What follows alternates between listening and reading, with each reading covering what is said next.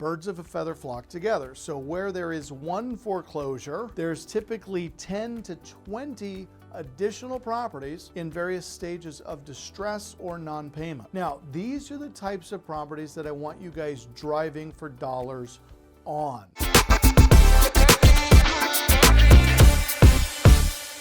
We're going to be talking about how to consistently market by driving for dollars. And we're going to look at the old way versus the new superior time-saving way.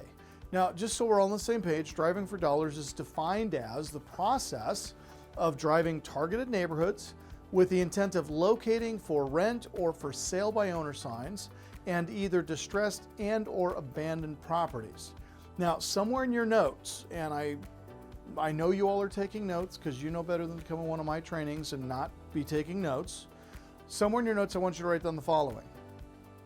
Auction.com, pull the list of upcoming foreclosure sale properties, and I want you to go drive around and look at them, okay? So typically in most markets, foreclosure sales happen usually Wednesday, Thursday, or Friday. Towards the end of the week is when they tend to happen in most markets. I know for those of you in the state of Texas, you guys have what's called Super Tuesday, and it's the first Tuesday of every month. And it is happening tomorrow for my Texas friends. That might be a little too quick. So for you guys, I'm going to encourage you, pull the list for July's Super Tuesday sale. And depending on where you are in the state of Texas, I mean, there'll be hundreds of these foreclosure opportunities. But I want you to find the ones that are close to where you live, and I want you to drive out and look at them. Now, while you're looking at them, what the foreclosure properties will do is they will get you into the areas in your market where properties have a higher tendency to go into foreclosure sale. Birds of a feather flock together. So where there is one foreclosure, there's typically 10 to 20 additional properties in various stages of distress or non-payment. Now, these are the types of properties that I want you guys driving for dollars on. Now, as you're out there driving around, these are some of the things we're looking for. Now, we refer to them as red flags, but what they are is they are obvious signs that the property or the person living in the property is in some form of distress, either financially, relationally, medically, but for whatever reason, they're not taking care of the property. So this could be for rent signs. A for rent sign on a single family home means that you have an owner who has 100% vacancy. I want you to think about that. We track vacancy rates in our rental portfolio. For somebody that has a single family house, and for many investors, they only have the one deal.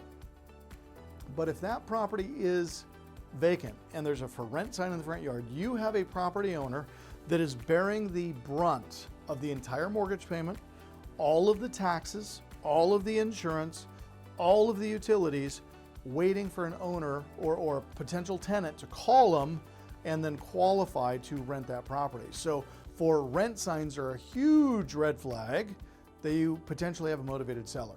For sale by owner signs. Now, my experience with for sale by owner signs is you have somebody that owes about what the house is worth. The reason they're trying to sell it for sale by owner is they don't have enough equity to pay a real estate agent, so they're trying to do for sale by owner. Now, the converse of that is the property owner who's really cheap and doesn't want to pay a real estate agent to list and sell the property for them because they don't understand that when a real estate agent gets involved, they will get on average 8 to 15% more in sales price than they do when they do for sale by owner. So you have an uneducated seller in that regard, and there's great opportunities for subject to financing and seller financing where the seller plays the bank on your behalf. Now, also tall grass, as also dead grass. As we go into the summer months, a lot of areas where there's a lot of heat, you're going to see dead grass. Broken up or boarded up windows, mailboxes filled to the brim, code enforcement notifications taped to the front door, piled up newspaper or solicitations. It's not uncommon for pizza companies to hire drivers to go around and hang little pizza things on the front door of houses. As those things pile up, they become weathered. These are all signs that you've got a property that is vacant.